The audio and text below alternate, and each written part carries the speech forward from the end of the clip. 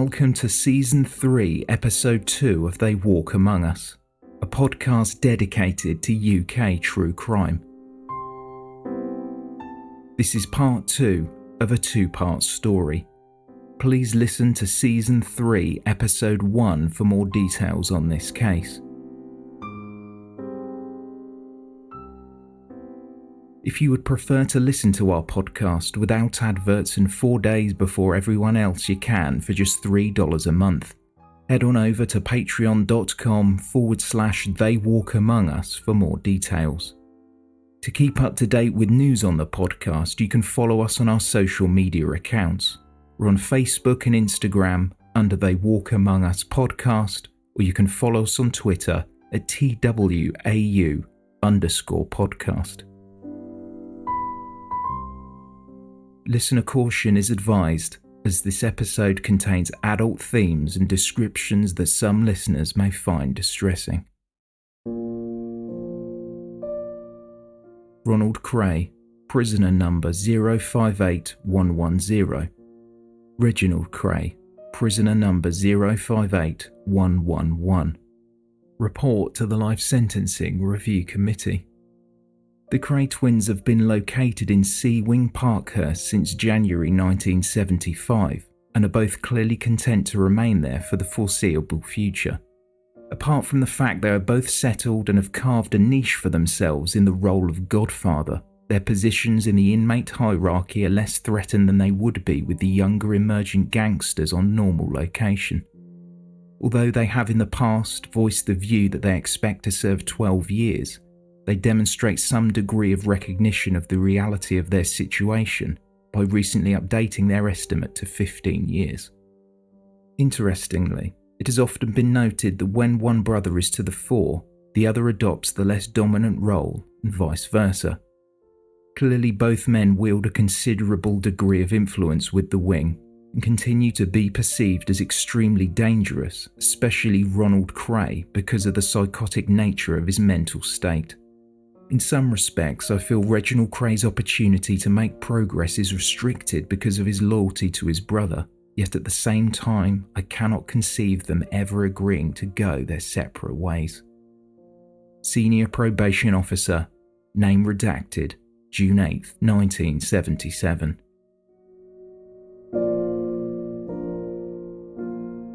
Ronald Kray, prisoner number 058110. Extract from a report on prison conduct. Ronald Kray remains an active and predatory homosexual and cares little who knows it. He undoubtedly shelters beneath the umbrella thrown over him by his twin brother and makes occasional forays from this protection to reassert his status in the minds of lesser men. One would guess that this behaviour pattern has existed for the twins since they were children. The impact of the Kray twins in the prison community remains considerable. They certainly influence life in Sea Wing to a large degree and maintain contacts in other parts of the prison to a greater extent than they should theoretically be able to. Undoubtedly, this is more due to their history and the clan loyalties of the East End criminal subculture than to their present activities.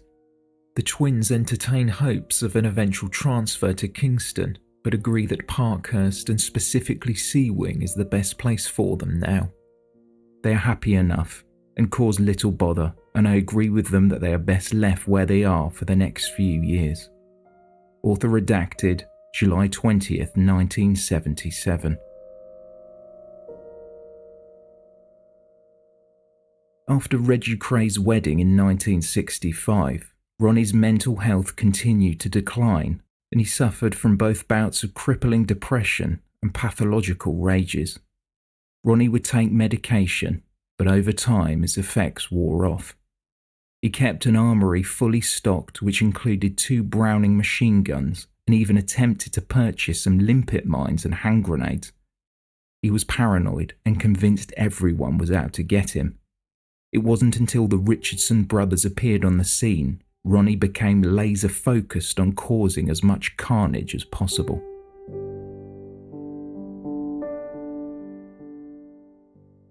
The Richardson brothers, who were based south of the River Thames, were worlds apart from the Krays and their East End beginnings. Raised in a middle-class family, Eddie and Charlie Richardson were highly intelligent, but it wasn't their business interests that gained them notoriety. They ran a scrapyard in Brixton, nothing out of the ordinary, but the brutal violence they inflicted on their rivals set them apart. Along with the beatings, which were common, they would utilise pliers and electricity to get what they wanted, either pulling out a victim's teeth and nails or electrocuting them. On some occasions, they also employed a nail gun to pin their victims' appendages to the floor or wall. In an event that would drive Ronnie to murder, the Richardsons and the Krays met to discuss how both gangs could continue their business without it descending into a bloodbath. Although the talks broke down rather quickly at the Astor Club in Mayfair, the meeting was ending amicably before George Cornell, a member of the Richardson crew, promptly said to Ronnie, "Take no notice of Kray, he's just a big fat puff." It seemed like retribution was on the cards, and Ronnie wanted blood. Furious at the slur, Ronnie's reckoning couldn't be unfurled on the entire Richardson gang as they ended up in a shootout on March 8, 1966, with another gang at Mr. Smith's, a pub in Catford. This resulted in the group almost decimating themselves and an affiliate of the Krays, Richard Hart, who was shot and killed in the process. Mad Frankie Fraser, a member of the Richardson gang, would eventually be charged for the murder of Richard Hart. However, he was later found not guilty. The police were again met with a wall of silence. However, rumours circulated that it was George Cornell who pulled the trigger. George had managed to escape being caught by police, but instead of going into hiding, he travelled north to visit a friend in hospital, far from the safety of South London and only a mile from the Krays' home. What was left of the Richardson gang were rounded up and arrested, and with Eddie Richardson seriously wounded, it would be George Cornell who would feel the brunt of Ronnie's rage after he was eventually shot in cold blood.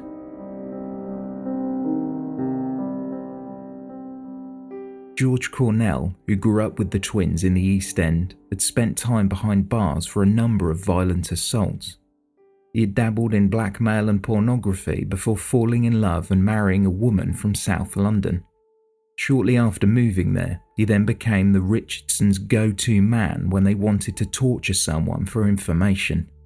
There was no love lost with the Krays, as they believed George had deserted them.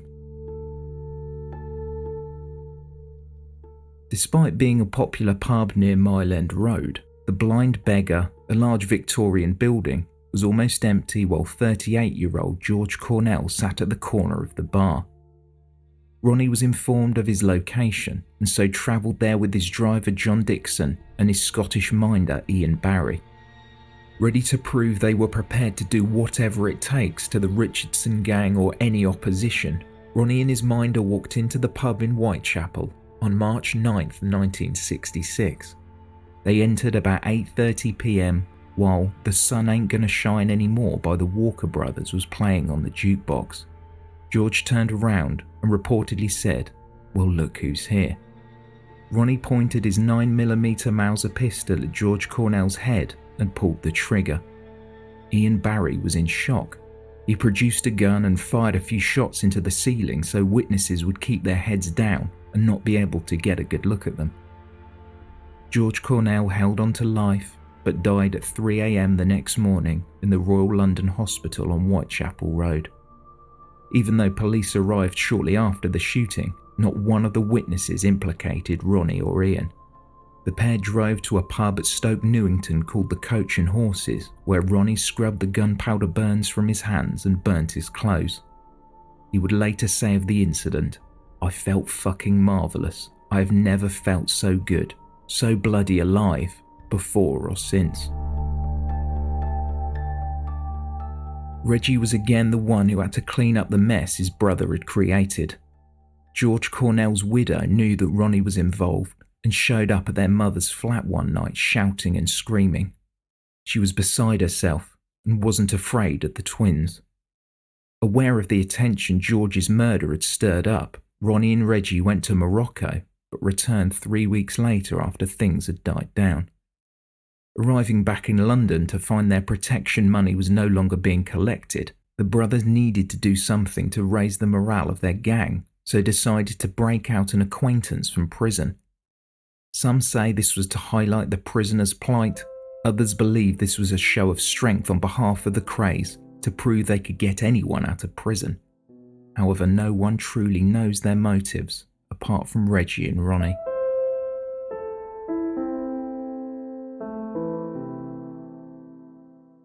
Frank Mitchell, otherwise known as the Mad Axeman, was a prisoner in Dartmoor and had served time with Ronnie in Wandsworth. He was an imposing figure at 6 foot 4 inches tall and weighing 17 stone. He had been placed in Rampton and Broadmoor psychiatric hospitals and had escaped both. On the run, he broke into nearby homes and attacked the occupants with an iron bar and a meat cleaver. He was eventually captured and sentenced without an expected release date. He was sent to Dartmoor prison, but surprisingly became docile, with his behaviour improving dramatically. He bred budgies in his cell, and due to his good behaviour, he was transferred to the Honour Party, a group of prisoners allowed to work outside on the moors. He would pop down to the local pub and even the pet shop to purchase more budgies. Possibly due to his size, nobody thought to challenge him. He had more freedom in Dartmoor than any other prison, but as the Home Office never provided a release date, he looked to be behind bars indefinitely. When the Krays discovered this, they planned to break him out of jail temporarily so he could write to the Home Secretary to plead his case. If a release date was granted, he would return to prison. On December 12th, Frank Mitchell left his cell to work outside, repairing some fence posts with 4 other prisoners. Around 3:30 p.m, he asked a guard if he could walk across the field to feed some wild ponies. A car was waiting for him. He was driven from the prison to a flat on Barking Road, owned by an associate of the Krays called Lenny Dunn. Frank spent the following 2 weeks writing letters to the press, explaining the injustice that he believed had befallen him, asking the Home Secretary for leniency. While there, the Krays arranged for nightclub hostess Lisa Prescott to keep him company. In awe of the woman, Frank declared he was madly in love and they were going to get married. While he was free from prison, he suddenly realised that he had even less freedom in his new flat, and when the Home Secretary announced that there could be nothing more done until Frank handed himself in, Frank began to get agitated. News was getting out that the Krays had broken him out of prison, and with Frank believing that by going back he could get a release date and marry this new woman in his life, this became a concern for the twins. If Frank returned, he could implicate them in his escape. The Mad Axeman began to threaten the twins, so Reggie and Ronnie explained they would be willing to take him to somewhere secret in the countryside if he calmed down. Frank agreed. On Christmas Eve in 1966, a van arrived to pick him up, but he was never seen or heard from again. To this day, Reggie and Ronnie state that Frank is still out of the country, but have never said where. Despite their attempts to boost the morale of fellow gang members through the release of Frank Mitchell, rumours began to circulate that Frank may have met his end at the hands of the Krays or one of their accomplices. A few years later, Albert Donahue would eventually speak up in court during a trial in 1969, alleging that Frank Mitchell was in fact shot by an old friend of Ronnie and Reggie's, Freddie Foreman. Albert Donahue said that he was the driver who picked up Frank Mitchell. He claimed that Frank's body was dismembered, his brain was cut out, and even went so far as to say that when the Mad Axeman's heart was removed, the gang found the 3 bullets that killed him. The twins had made no progress with lifting the firm's spirits. However, the police were also making no headway into the deaths of Frank Mitchell and George Cornell.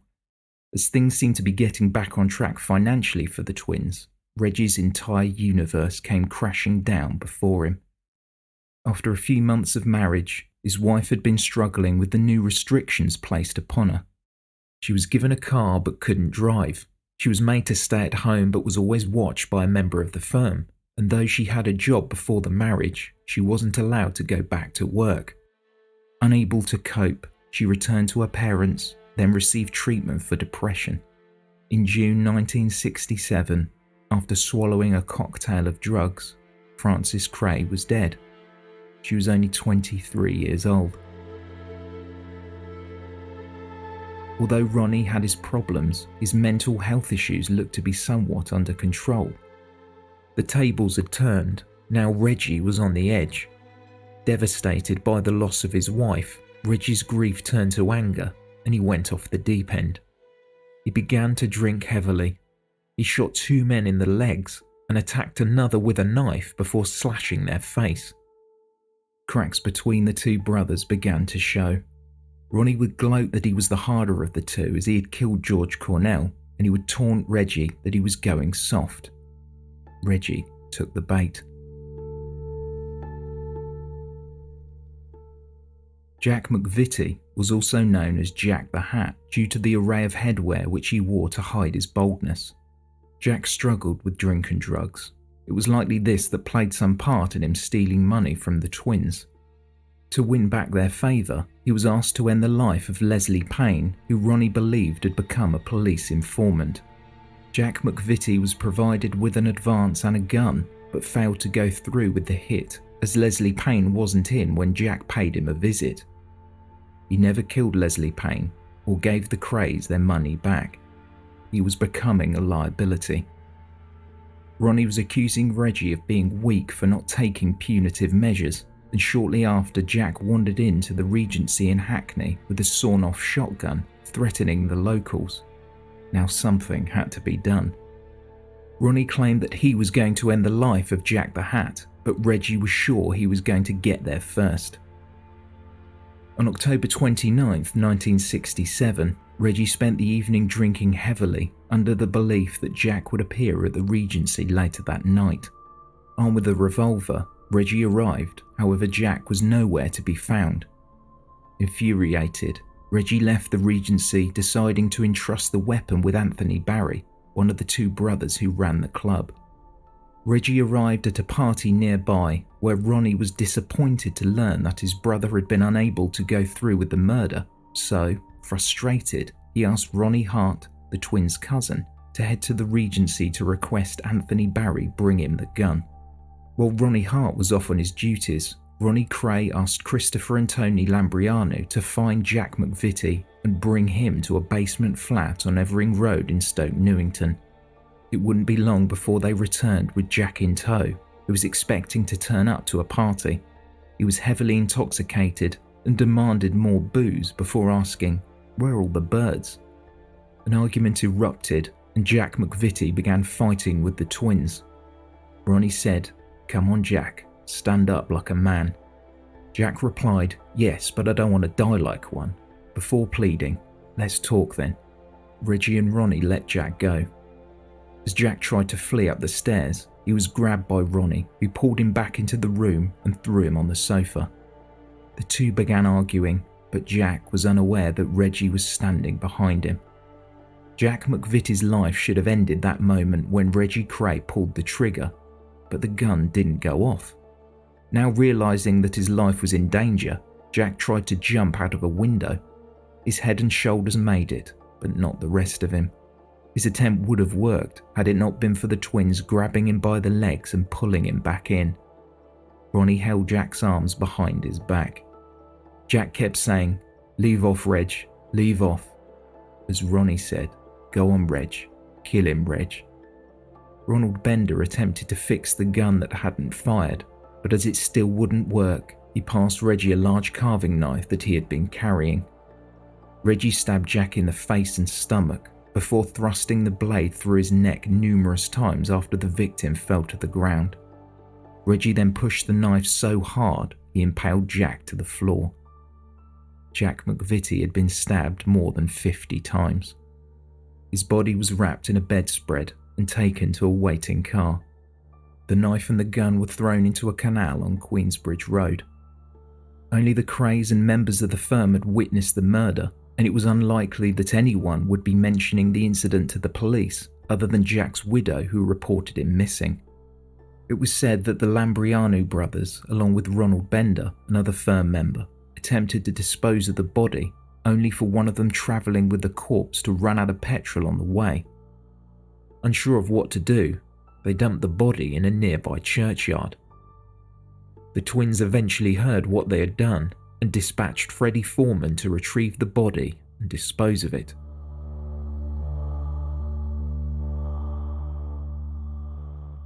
After Jack McVitty was stabbed to death in October 1967, it was no surprise that people weren't talking. Rumours surrounded the eventual fate of his body. Some say he was eaten by pigs, others say that his body was burned in a furnace, buried in concrete, or thrown out to sea. Scotland Yard were aware of the Krays, their influence, and their criminal activities. Only a month before Jack McVitty met his end, a new task force led by Leonard Nipper Reid was set up to bring the Krays to justice. Detective Superintendent Leonard Ernest Reid earned his nickname due to his small stature and history as a police boxing champion. Around 5'7" tall, he may not have been an imposing figure, but the 42-year-old had made a name for himself playing a role in the investigation of the Great Train robbery that took place during August of 1963. Along with his team of just over a dozen detectives, they moved to a separate office under the pretense they were investigating a murder in Northern Ireland to ensure that there wouldn't be leaks in the investigation, and only the most senior staff at Scotland Yard were aware. The Krays had so many officers on their side, it was nearly impossible to know who to trust.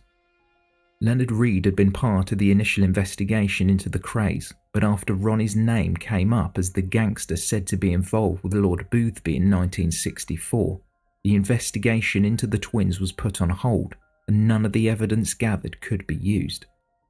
Detective Superintendent Reid set out to find everything he could about Reggie and Ronnie, and even made attempts to interview their associates and previous victims, despite the Krays making it quite clear what they would do to anyone who spoke out against them.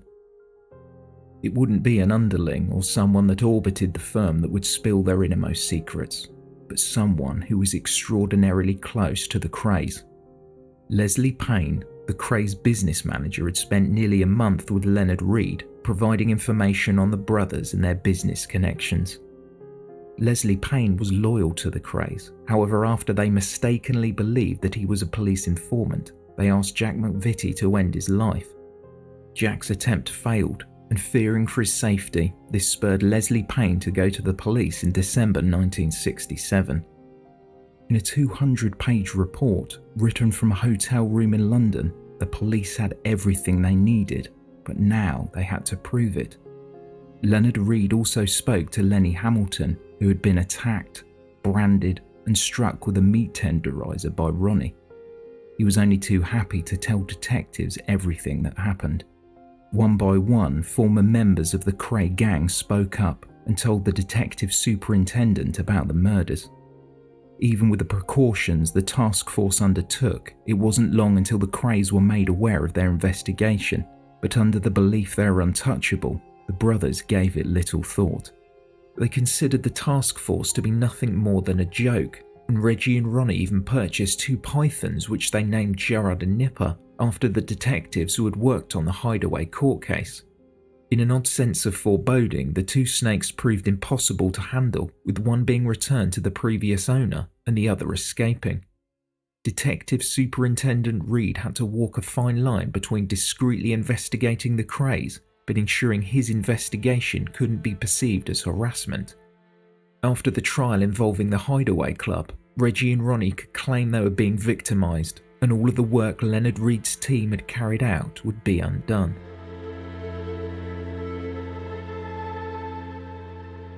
With Leslie Payne out of the picture, an American, Alan Cooper, played more of an active role in the lives of the Krays.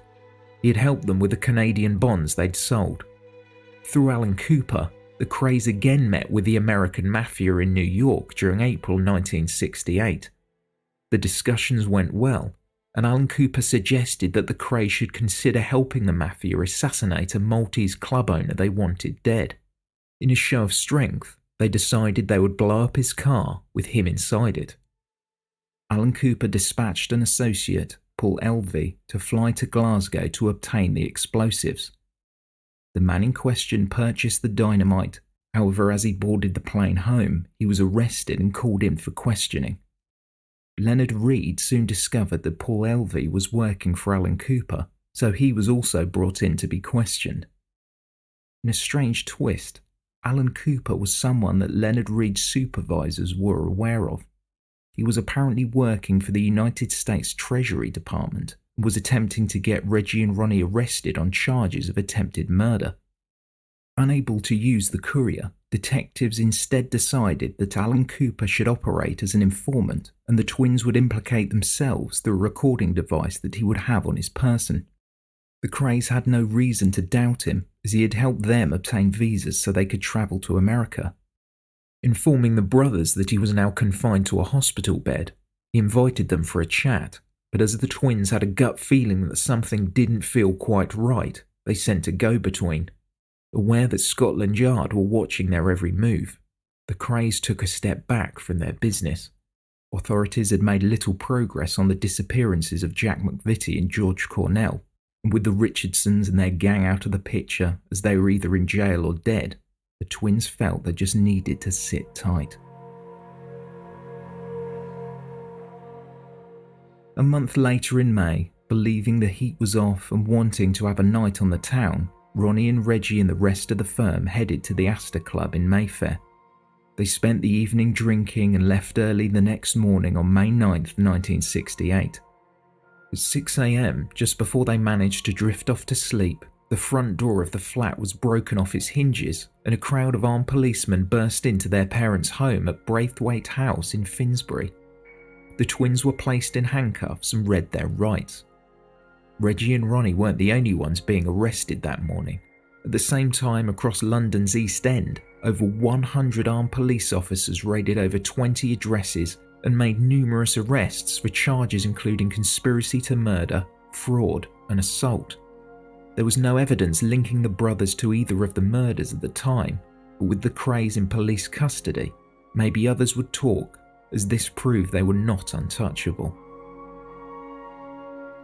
While awaiting trial, Reggie and Ronnie were held in Brixton Prison. Friends and family members dropped by, including their mother, who brought them sandwiches and the odd bottle of wine. They planned to get other members of the firm to admit to the murders. Albert Donahue would confess to the murder of Frank Mitchell, Jack Dixon would take the blame for the death of George Cornell, and Ronnie Hart would admit to killing Jack McVitty. Albert Donahue didn't take too kindly to being asked to take the blame for a murder he didn't commit. In an attempt to highlight some of the perceived liberties they believed the authorities were taking, Reggie and Ronnie requested that all press restrictions on the trial be lifted. Initially, it looked like no one was going to talk. However, after a hearing at Old Street Magistrates Court in July 1968, the brothers' fears were being realised. In the preliminary hearing, they discovered that Lenny Dunn, whose flat had been used to hide Frank Mitchell, had given himself up.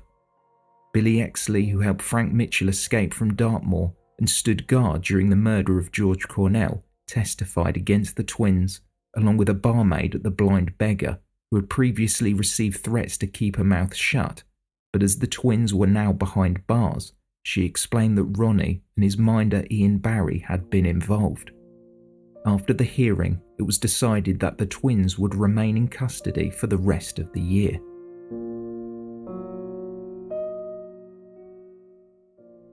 Before the trial, Albert Donahue, who was being charged with murder, asked to speak to Detective Superintendent Reed. He said, "I can tell you all about who did Mitchell, Cornell, McVitty, the lot." In the past, Albert Donahue had been on the receiving end of Ronnie Kray's temper after being shot in the foot and was sure that the Krays would have him silenced, so he told the investigating officers everything. Further witnesses to step forward included Carol Skinner, who owned the flat in which Jack McVitty had been murdered. She had been too terrified to testify at the time, but with the Krays in prison, she felt able to speak up.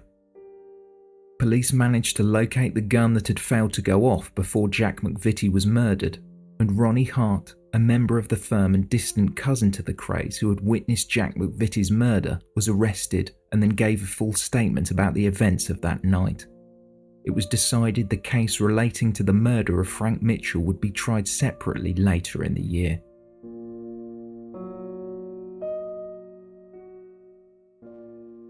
A trial was held at the Old Bailey on January 7, 1969, and Justice Melford Stevenson presided over the case.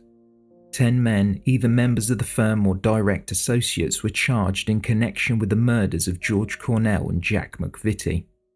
Ronnie Kray and Ian Barry were charged with the murder of George Cornell. Reggie and Ronnie Kray, Christopher and Tony Lambriano, and Ronald Bender were charged with the murder of Jack McVitty. Reggie also faced charges of being an accessory to the murder of George Cornell.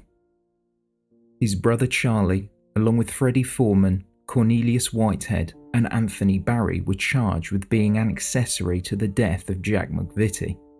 Cornelius Whitehead had worked as a driver for Ronnie, and although he took no part in the murder, he was present at Evering Road, along with a friend of the Krays, Anthony Barry, who was also there when Jack McVitty died. The trial was big news in the tabloids, and celebrities either attended the proceedings or sent the twins good luck telegrams. Seats in the public gallery were being auctioned off for £5 on the black market, with many seeing it as the trial of the century. Although the Krays and their associates remained steadfast, denying each of the charges against them, it was becoming clear that the prosecution had a strong case. Ronnie Hart and John Dixon gave evidence on behalf of the prosecution in return for escaping any prison time. Lenny Hamilton also testified after he was sent a letter in prison by the Krays, who threatened to kill his children if he spoke up. The barmaid from The Blind Beggar gave evidence and pointed out the man she saw killed George Cornell. Tensions were high, as in one instance Reggie shouted, "The police are scum," when they relayed details of Francis's death. When it was discovered that police held his grandparents' pension books, Ronnie called one of the prosecutors a fat slob. After all the evidence had been presented, the jury retired to consider its verdict. At that time, it was the longest murder trial in English legal history, but on March 4th, 1969, after 6 hours and 54 minutes, the jury reached a decision. Guilty. Overall, 28 witnesses gave evidence against the Krays and members of the firm. On March 8, 1969, the judge, Mr. Justice Stevenson, addressed the twins and said, "I'm not going to waste my words on you. In my view, society has earned a rest from your activities. I sentence you to life imprisonment, which I recommend should be no less than 30 years. Ian Barry was sentenced to 20 years in prison. Christopher and Tony Lambriano both received 15 years. Charlie Kray and Freddie Foreman were both sentenced to 10 years for disposing of Jack McVitty's corpse, along with Cornelius Whitehead, who received 7 years. Anthony Barry was the only defendant to be found not guilty.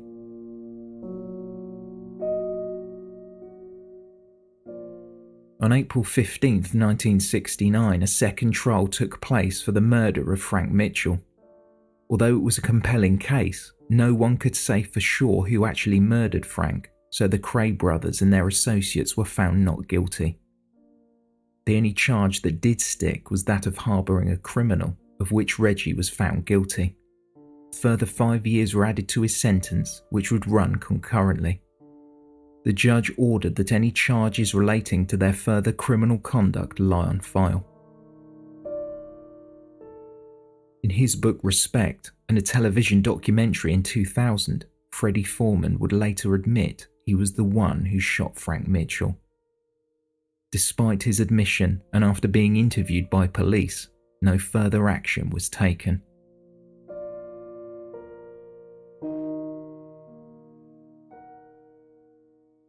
So where are we now? There are still rumours that surround the death of Francis Shay. Her relationship with Reggie didn't last long, but neither one of them sought a divorce. Was she murdered?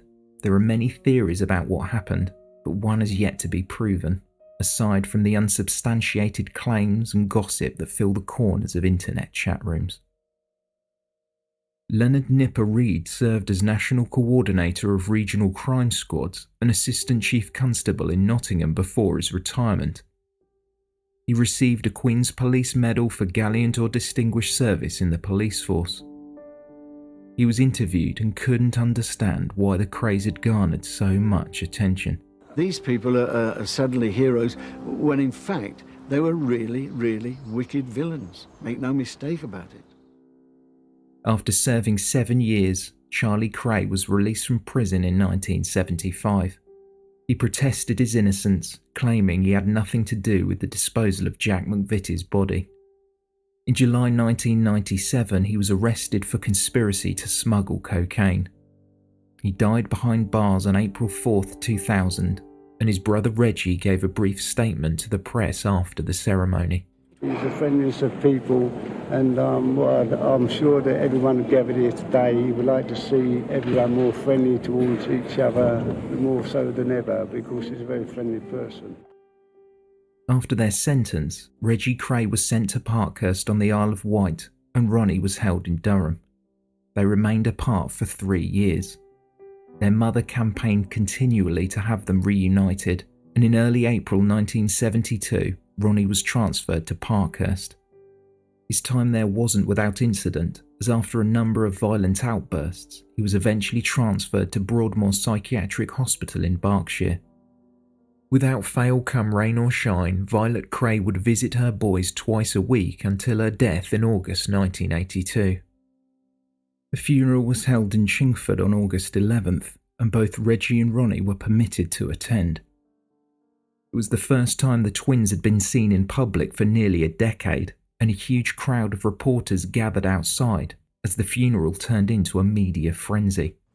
Violet Kray died the day before her 73rd birthday, still fighting to get parole for her notorious twins, the gangsters who were sentenced to 30 years each in 1969 for murder. Violet was a popular East End figure, as shown by the carloads of wreaths and mourners that arrived at her council flat this morning. Her husband Charles led the family mourners, with elder son Charlie close behind. The twins were at the church ahead of them. Ronnie was first, now classified as criminally insane, and serving out his sentence in Broadmoor, where he paints and writes poetry.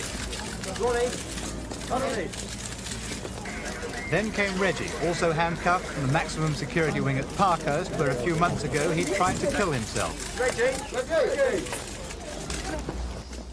At the end of the short service, the twins were taken back to their cells without having seen their mother buried. Reggie was the first to leave. He's not due to be released until 1999. And so Violet Kray was buried as her beloved twins would have wished, but not seen, with hundreds of grieving friends and relations paying their last respects. And another chapter in this extraordinary family history was closed. Reggie and Ronnie's father died the following year, although the twins didn't attend his funeral, fearing what the publicity might do. Although Ronnie remained in Broadmoor, he still managed to operate some of the Krays' business enterprises with his brothers after some business cards were found amongst his things.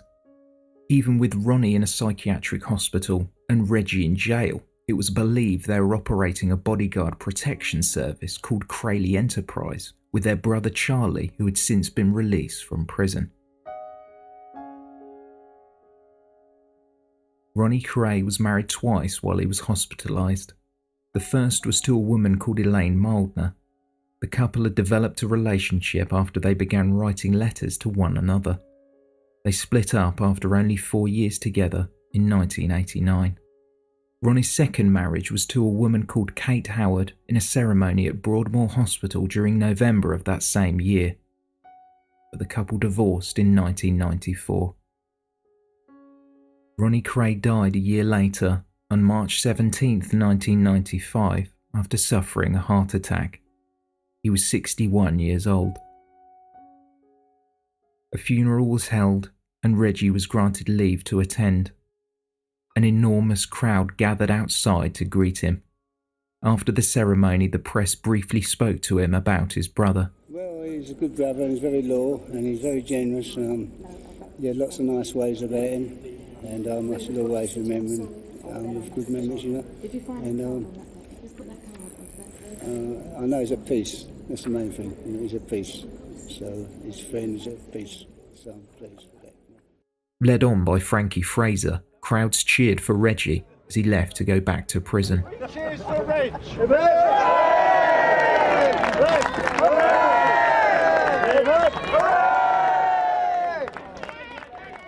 Reggie's brother Charlie spoke to a reporter after the ceremony. The one thing I would love people to remember, who say bad things, didn't I? Remember, he had an illness, and if it wasn't for that, he would have been a different person. The press also spoke about Ronnie Kray to author, journalist and convicted armed robber John McVitty. They weren't liked at the time. They were certainly respected and feared, but they weren't liked. There won't be too many tears shed about the demise of Ronnie Kray. I would say great funeral, shame about the life. John McVitty also spoke about Ronnie's mental state. He would see messages from television. He would thought that people were out to kill him. He would see threat everywhere. And this is what made him so ferocious and so dangerous, because from a quite innocuous sort of remark or glance, suddenly Ronnie Kray would turn on someone. Believe me, he's reckoned to have sliced up more people than most people have cut up Sunday joints. Reggie Kray, a Category A prisoner, was moved between a number of prisons up and down the country. These included Parkhurst, Leicester, Long Larton, Wandsworth, Gartree, Lewes, Nottingham, Blunderston, Maidstone and Wayland.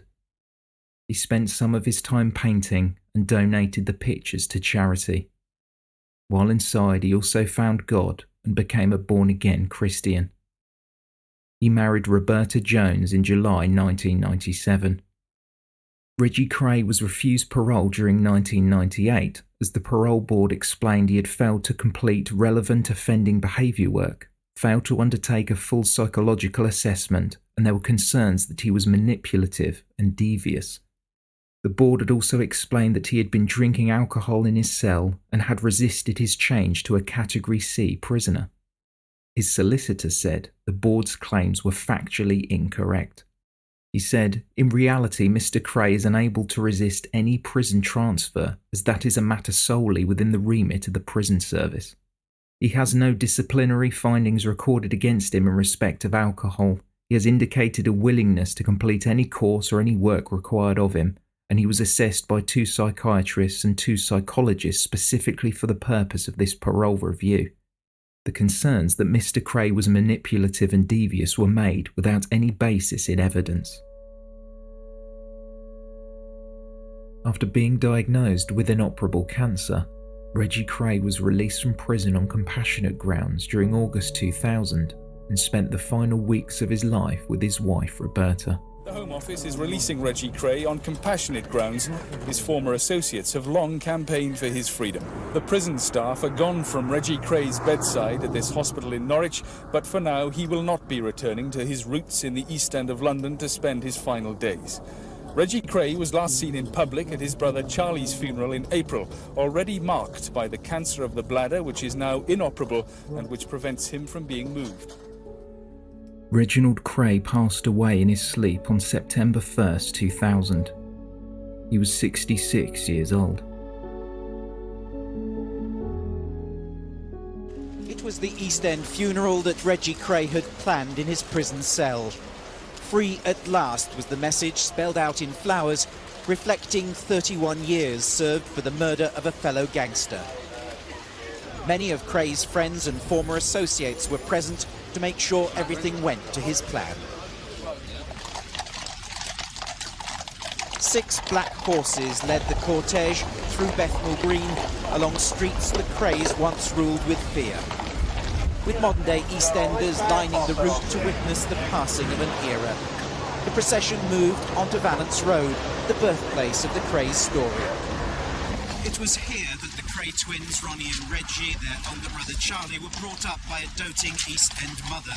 In the family's tiny terraced house, they ran their empire of crime, extortion and protection rackets. The Krays' house has long since been demolished, but across the world, Valence Road will always be remembered for its one-time gangster residence.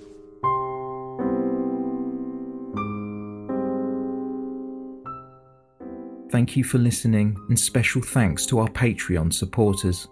For more information, please visit theywalkamonguspodcast.com. If you enjoyed the show, please consider leaving a review on Apple Podcasts or your favourite podcast provider.